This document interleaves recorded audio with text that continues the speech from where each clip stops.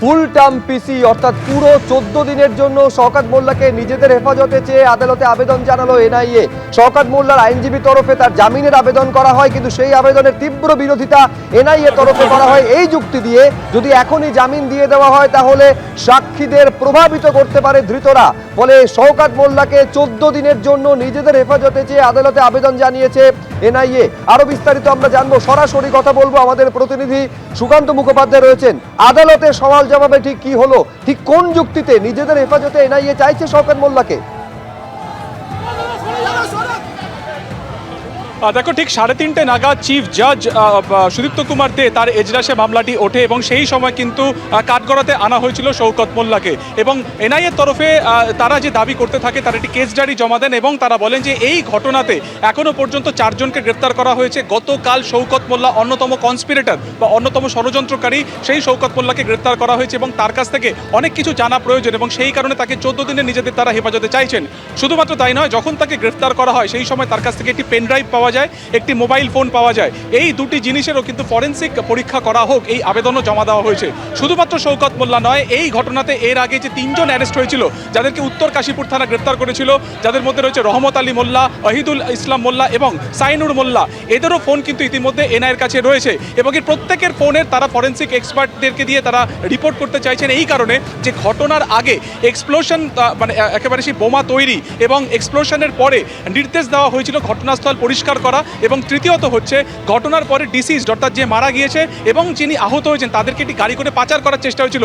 এই সবটাই শওকত মোল্লা কিন্তু ফোনের মাধ্যমে ইনস্ট্রাকশন দিচ্ছিলেন বাকি অভিযুক্তদের, এবং সেই কারণে কি তাদের মধ্যে কথোপকথন হয়েছিল সেটা জানা প্রয়োজন। সেই কারণে ফরেনসিক এক্সপার্টদেরকে দিয়ে তারা সেটা করতে চাইছেন, পরীক্ষা করতে চাইছেন। সেই আবেদনও কিন্তু ইতিমধ্যে করা হয়েছে।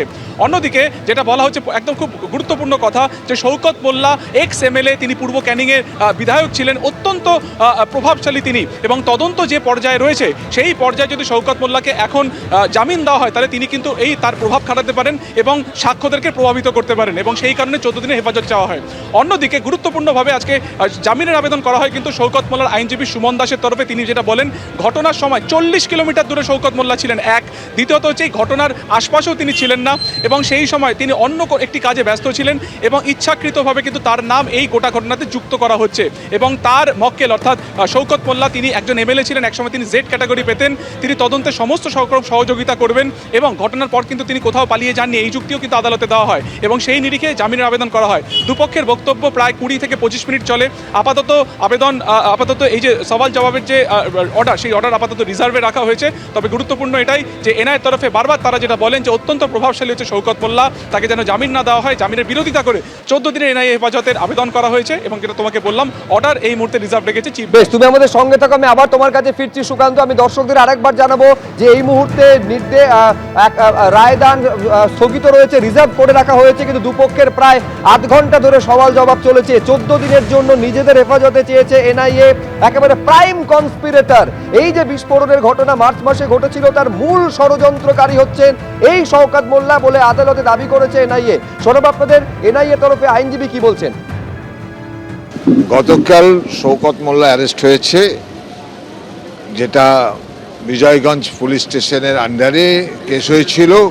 সেই কেসটা মিনিস্ট্রি অফ হোমস, যেটা এনআইএকে ইনভেস্টিগেশন করার জন্য ডাইরেকশন দেয়, এনআইএ ইনভেস্টিগেশন শুরু করে এবং সেখানে অলরেডি 3 জন অ্যাকিউজড পারসন অলরেডি অ্যারেস্টেড এবং তাদের মধ্যে একজন জুডিশিয়াল কাস্টাডি, যেটা আমি কোর্টের কাছে বলেছি, 2 জন জুডিশিয়াল কাস্টাডি, একজন পুলিশ কাস্টাডি আছেন।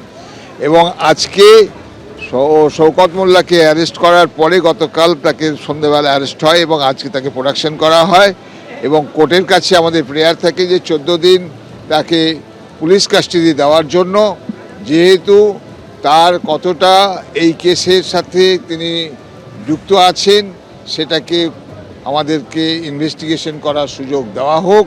এবং এই শওকত মোল্লাকে পাওয়া যায়নি প্রথম দিন তার বাড়িতে যাওয়ার পরে, উনি বাড়িতে ছিলেন না। পরে তার বাড়ি থেকে সে বলে যে সে তার মেয়ে ফোন করে বলে যে আমার বাবাকে আমরা পুলিশে আমরা ওখানে সারেন্ডার করতে বলে দিয়েছি।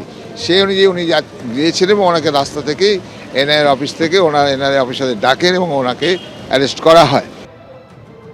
আমি আরেকবার আপনাদের বলবো যে 14 দিনের জন্য নিজেদের হেফাজতে এনআইএ আজকে আদালতে চেয়েছে। কথা বলবো আরো বিস্তারিতভাবে জানার জন্য সুকান্ত মুখোপাধ্যায় আমাদের প্রতিনিধি রয়েছেন। একটা বিষয় সুকান্ত, যে এই ঘটনার সঙ্গে মার্চ মাসে দক্ষিণ বামুনিয়া গ্রামে যে বিস্ফোরণের ঘটনা ঘটলো তার সঙ্গে যোগ থাকা শুধু নয়, একেবারে প্রাইম কনস্পিরেটর বলে আদালতে দাবি করেছে এনআইএ। ঠিক কি যুক্তি, কি দাবি করা হলো মূল ষড়যন্ত্রকারী হিসাবে একেবারে শওকত মোল্লাকে অভিযুক্ত করে, কি বললো এনআইএ এই নিয়ে? দেখো, জানি রাখি যে শওকত মোল্লার আইনজীবী বারবার যেটা বলার চেষ্টা করেন যে 18ই মার্চে এই বিস্ফোরণের সাথে তার মক্কেলের বা তার ক্লায়েন্টের কোনো রকম যোগসূত্র নেই। শুধুমাত্র তাই না, ঘটনাস্থল থেকে 40 কিলোমিটার দূরে তার মক্কেল ছিল এবং এই ঘটনার সাথে কোনো রকম ইনভলভ নেই। প্রথম যখন এই কেস উত্তর কাশীপুর থানা শুরু করে তখন কিন্তু শওকত মোল্লার নামও সেখানে ছিল না। পরবর্তীকালে তার নাম ইনক্লুড করা হয় এবং জামিনের আবেদন করা হয় এবং বলা হয় এটাও যে তার মানে অর্থাৎ শওকত মোল্লা তিনি হচ্ছেন এমএলএ ছিলেন, তিনি জেড ক্যাটাগরি নিরাপত্তা পেতেন এবং তিনি কোথাও পালিয়ে যাবেন না এবং সেই কারণে জামিনের আবেদন করা হয়। কিন্তু এনআইএর তরফে জামিনের আবেদন খারিজ করে মূল যে কথা বারবার বলা যে কনস্পিরেটর, আমাদের সাথে হিন্দলদের রয়েছে, তিনি আমাদের সাথে কোর্টে হিন্দল বলা হচ্ছিল বারবার যে কনস্পিরেটর, এবং এটাও বলা হচ্ছিল যে এনআইএর তরফে 14 দিন হেফাজত চাইছে, তিনি অত্যন্ত প্রভাবশালী। আর কি বলা হলো এনআইএর তরফে? একেবারে দেখো, এনআইএর তরফ থেকে যিনি আইনজীবী শ্যামল ঘোষ, তিনি যেটা স্পষ্ট করলেন যে তিনি আদালতের কাছে জানিয়েছেন যে শওকত মোল্লা অত্যন্ত প্রভাবশালী একজন ব্যক্তি। শুধু তাই নয়, এই ঘটনায় যেহেতু তার মোবাইলটি ইতিমধ্যেই এনআইএ সিজ করেছে এবং সেটাকে ফরেন্সিক পরীক্ষার জন্য পাঠানোর জন্য আবেদন করা হয়েছে এবং সেখানে তার সাথে কার কার কথা হয়েছে, এমনকি এনআইএ তরফে যিনি দাঁড়িয়েছেন আইনজীবী শ্যামল ঘোষ, তার বক্তব্য যে ইতিমধ্যেই তিনি কিন্তু বেশ কয়েকজন ব্যক্তির সঙ্গে কথোপকথন করেছেন। এই বিষয়েও কিন্তু অনেক রকম তথ্য তাদের কাছে আছে।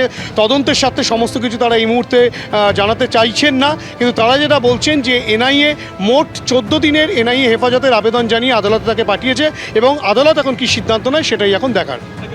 একটি মোবাইল ফোন, একটি পেনড্রাইভও ইতিমধ্যে বাজেয়াপ্ত করা হয়েছে এবং সেই মোবাইল ফোন এবং পেনড্রাইভ যাতে ফরেন্সিক এক্সপার্ট দিয়ে পরীক্ষা করা হয় এই আবেদনও করা হয়। শুধুমাত্র যে শওকত মোল্লার ফোন তাই নয়, এর আগে যে 3 জনকে গ্রেফতার করা হয়েছিল তাদের ফোনও কিন্তু একই রকমভাবে ফরেন্সিক এক্সপার্টদের দিয়ে পরীক্ষা করাতে চাইছেন এনআইএ। এই কারণে, তার কারণ বারবার এনআইএর তরফে বলা হচ্ছে যে তিনি অন্যতম কনস্পিরেটর ছিলেন, ফোনে ইনস্ট্রাকশন দিচ্ছিলেন গত 17ই মার্চ থেকে 18ই মার্চ, অর্থাৎ ঘটনার আগে কি করে বোম কোথায় তৈরি করা হবে, কার উপর চার্জ করা হবে, বোম মারার পরে অর্থাৎ বিস্ফোরণের পরে কিভাবে দেহ লোপাট করা হবে, কিভাবে প্লেস অফ অকারেন্সকে পরিষ্কার করা হবে। এই যে গোটা বিষয়টি নিজেদের মধ্যে নেক্সাস করে বা সিন্ডিকেট করে তারা ফোনে যোগাযোগ রাখছিলেন, তাদের কথোপকথন, তাদের হোয়াটসঅ্যাপ চ্যাট বা অন্য টেক্সট মেসেজ, সেগুলো তারা চেক করার চেষ্টা করছেন বা সেগুলোকে রিট্রিভ করার চেষ্টা করবেন এবং সেই কারণে কিন্তু ফরেন্সিক এক্সপার্ট দিয়ে এই যে 4 জন সেই কারণে প্রত্যেকের মোবাইল জন্য 14 দিনের জন্য শওকত মোল্লাকে নিজেদের হেফাজতে চেয়েছে এনআইএ। এখন আদালত কি নির্দেশ দেয় সেদিকে আমাদের নজর থাকবে।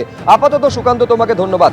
কিছুক্ষণ আগে আপনাদের শুনিয়েছি যে এনআইএ তরফে আইনজীবী কি বলেছেন, এইবার শুনুন শওকত মোল্লার আইনজীবী কি বলছেন। আমাদের আজকে লার্নেড চিফ জাজের কাছে এটাই আমাদের বক্তব্য ছিল যে at the time of the occurrence of the blast, Shaukat Molla happens to be the MLA of that constituency and he was provided a jet plus security. So এটা আমরা চিফ জাজের কাছে আবেদন জানিয়েছি যে এই জেড প্লাস সিকিউরিটি টোপকে ওনার পক্ষে এই bomb blast করানো বা বোম ব্লাস্টের মধ্যে ইনভলভ থাকা, এটা একটু ওনাকে বলেছি, আমরা আবেদন জানিয়েছি এটাকে কনসিডার করে দেখতে। যদি এবারে ওনারা কিছু পান, কতটা সত্যটা আছে, এবারে যদি ওনারা কিছু পান সেরকম, তাহলে অফকোর্স ওনারা 14 ডেজের জন্য ওনারা জুডিশিয়াল কাস্টাডি চেয়েছেন, লার্নেড কোর্ট সেটা বিচার করবেন। এবিপি আনন্দ, এগিয়ে থাকে, এগিয়ে রাখে।